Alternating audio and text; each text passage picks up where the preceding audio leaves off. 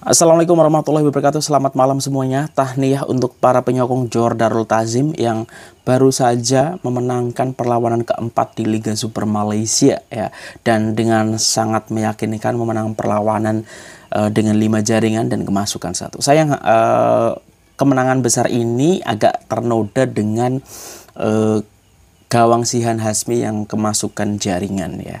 Nah, sebelum kita cakap ataupun ulas sikit lah ya perlawanan tersebut, yang paling penting adapun yang perlu kita respect adalah sebelum ini beberapa hari yang lalu kita tahu sudah di-announce di official Johor bahwa untuk penjualan tiket JDT melawan Kelantan ya, yang baru saja selesai tadi beberapa jam yang lalu, kemudian melawan Sabah, Kedah, dan juga di Piala FA dan Police Diraja Malaysia, ini semuanya akan disalurkan untuk korban banjir ya yang ada di negeri Johor ya, melalui pejabat-pejabat yang ada di sana. Itu respect ya. Jadi bagaimana bola sepak itu juga memperhatikan soal kemanusiaan ya. Dan tadi juga banyak sekali yang tengok ya, lebih dari 20.000 penyokong yang hadir. Aku juga sempat tanya temanku yang nonton di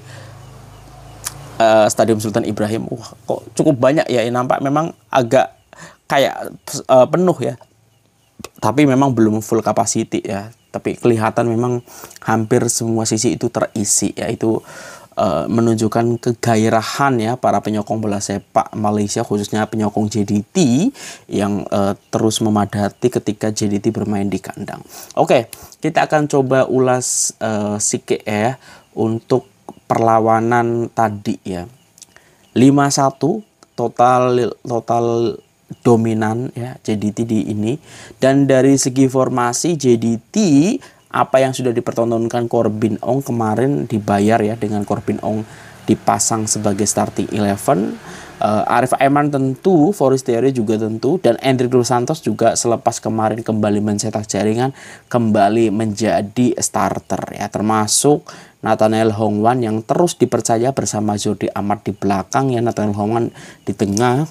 Nah, kemudian yang kalau kemarin Shane Lowry yang diberi kesempatan, kali ini kembali sosok Feros Baharudin yang diturunkan. Matt Davis belum tergantikan ya, dan jadi Matt Davis, Jordi Amat, Feros Baharudin, dan juga Corbin Ong. Kemudian di tengah ada Nathaniel Hongwan, Juan Muniz kembali dimainkan karena kita tahu Leandro Velasquez mengalami kecederaan dan nampaknya cukup parah ya. Ya, kita semoga doakan semoga cepat balik lagi ke Padang.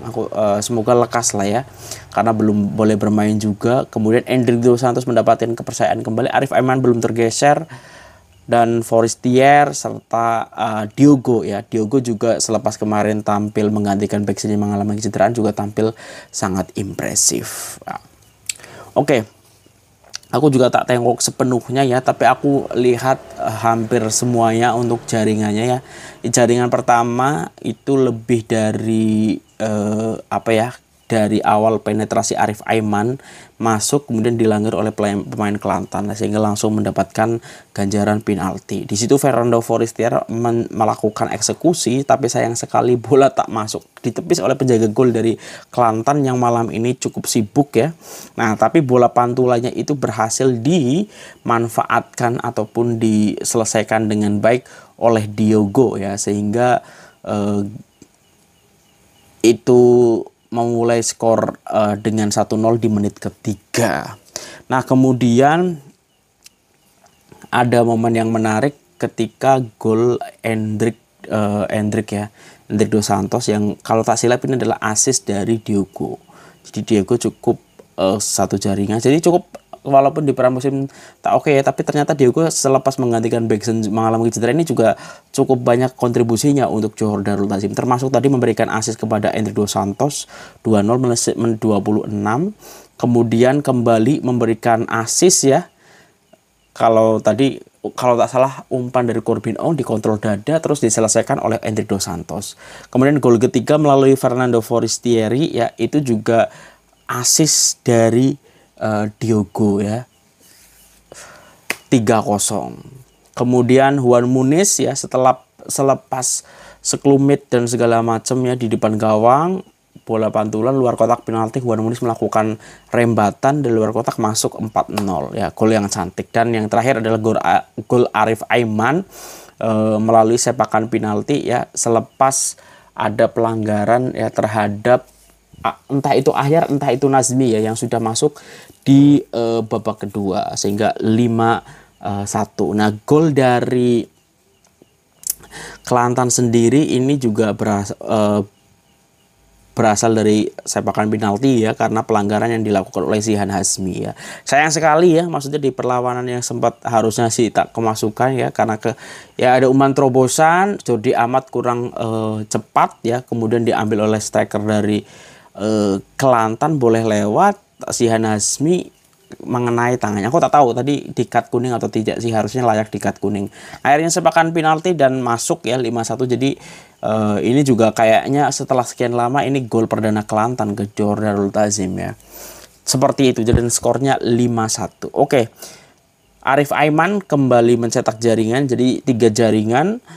Kemudian Endrick Dos Santos 3 perlawanan diturunkan starter, selalu cetak jaringan, 3 jaringan juga. Kemudian Fernando Forestier juga cetak 3 jaringan. Diogo sekarang berarti 2. Juan Muniz juga berarti sekarang juga kalau tak salah tuh 2 juga ya. Sebelumnya 1 jaringan gitu. Dan juga ada Backson di sana. Oke, terlepas dari kemenangan 5-1 sebenarnya kalau kita tengok, karena JDT memang sangat-sangat mendominasi perlawanan ini, ada beberapa momentum yang harusnya itu player-player ini tak egois ya. Kita tahu lah pemain-pemain secara individu pasti ingin menunjukkan kontribusinya ya, ataupun pengen mencetak jaringan ya. Ya sebenarnya kan maksudnya tidak melulu itu soal jaringan ataupun gol ya. Yang paling kentara aku lihat 2 kali atau ya, Forestieri ini ketika sebenarnya lebih enak untuk memberikan umpan tapi memilih untuk melakukan sepakan rembatan ke gawang dan akhirnya tak masuk ya. Arif Aiman juga nampak sudah meminta harusnya cutback ke belakang tapi tetap dicoba spekulasi ya. Itu aku lihat Fernando Forestieri ke Arif Aiman.